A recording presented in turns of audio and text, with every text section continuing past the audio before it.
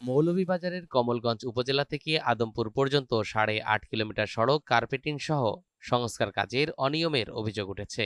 সরকার এই প্রকল্পের জন্য 6,02,00,000 টাকা বরাদ্দ দিলেও কাজের মান নিয়ে প্রশ্ন তুলেছেন স্থানীয়রা। এই এলাকায় একদম বাজে কাজ করানো হচ্ছে, ভিটামিন ছাড়া কাজ করানো হচ্ছে। আমরা এলাকাটা বেশি দিন রাস্তায় অনেক লোক সবসময় যাতায়াত করে এই রোডে দিয়া, এবং এই মানের কাম করানোর কারণে 2 দিন পরে রাস্তাটা আবার ভাঙ্গি যাইব। খারাপ অটো দেখা যায়, তারা সুন্দর তো পাই পরিষ্কার করে না, সুন্দর করিয়া যেমনি তার এমনি করিয়া যায়।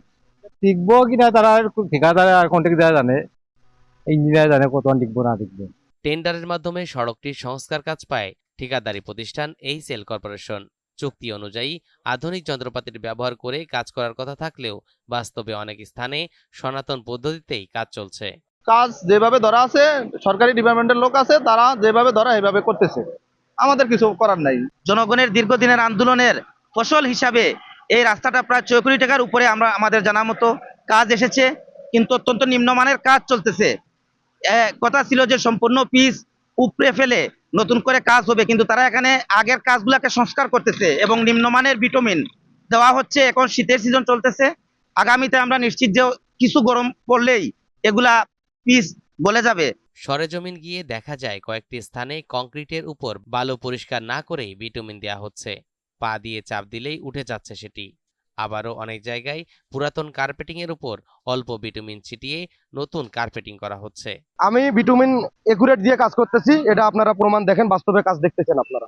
বিটুমিনের মাল মাল আমার ওকে, ট্যাককোড ওকে, সব ওকে, আমাদের সব পুরো এখানে মেশিনের মাধ্যমে, এখানে হাতেও কোনো কাজ নেই। ঘটনাস্থলে সাংবাদিকের উপস্থিতি টের পেয়ে কাজের সময় হঠাৎ করে বিটুমিনের পরিমাণ বাড়িয়ে দেওয়া হয়। এ বিষয়ে স্থানীয় সরকার প্রকৌশল অধিদপ্তর কমলগঞ্জ উপজেলার সহকারী প্রকৌশলী মোহাম্মদ আব্দুর রাকিব অনিয়মের অভিযোগ অস্বীকার করে ঠিকাদারি প্রতিষ্ঠানের পক্ষেই সাফাই গাইলেন।